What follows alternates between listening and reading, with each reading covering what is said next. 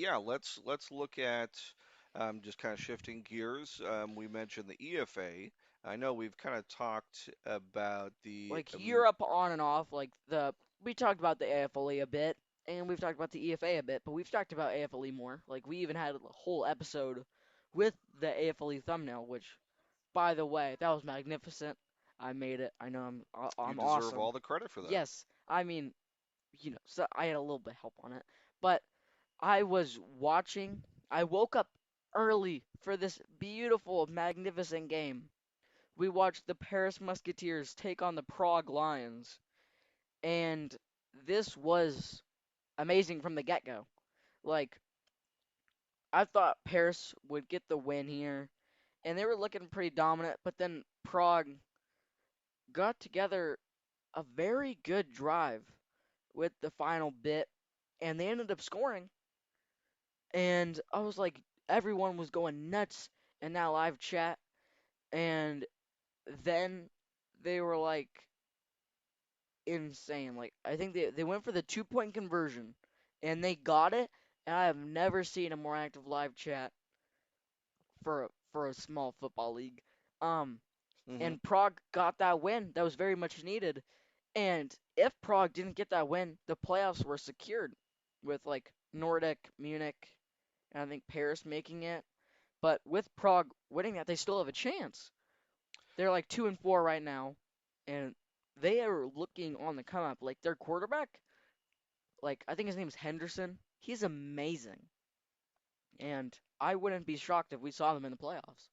Yeah, I mean that was a big win, and one that had implications, like you said, teams really battling for position, and this kind of keeps them alive. So that's really big for Prague.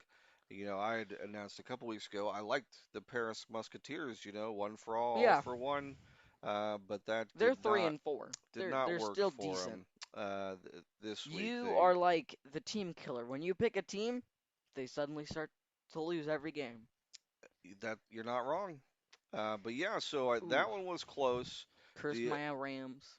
the other two games I think really Yeah, shows who's at the top of the league. yeah. So in the second game, I was not. I This was the first game I watched in the week. It was the Nordic Storm versus the Raiders of Tyrol.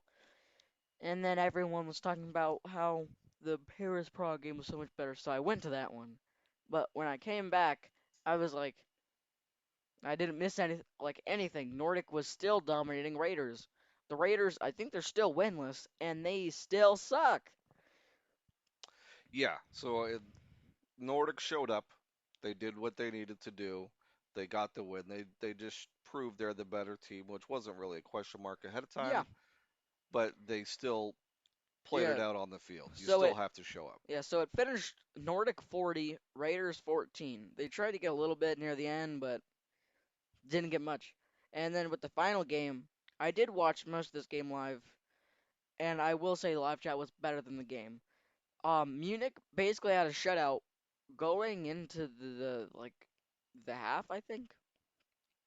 They ended up winning that game 38-5 as my Munich Ravens got a major win as the away team, which was pretty good.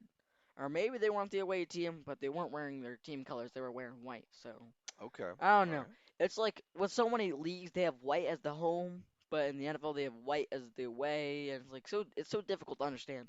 But they were wearing white, so I'm assuming they were the away team because I don't know why I'm assuming that. But so yeah, it But was a yeah, very solid week. But yeah, 38 to 5. Five's an interesting score. You don't see teams getting the safety every game, so that was at least one big play for Frankfurt. What Um, happened was I remember this. I'm pretty sure Munich got an interception or a fumble right there, and then they just got hit immediately in the end zone. that'll do it. Yeah, Yeah. that definitely will. I was trying to look at the box score, but it's hard to tell even from there if it's in Munich or Frankfurt there. So doesn't help me too much. But yeah, Munich's 7-0 now, so definitely a strong performance this whole season by Munich. They definitely look like the team to beat in the EFA. So we'll kind of see how that It's progresses. it's a And little difficult to understand where the arena is because this is the biggest rivalry in the league because this is two German teams, mhm. so they're in the same country. So it's like I don't even know. Maybe that's they share a stadium like they're in SoFi or something.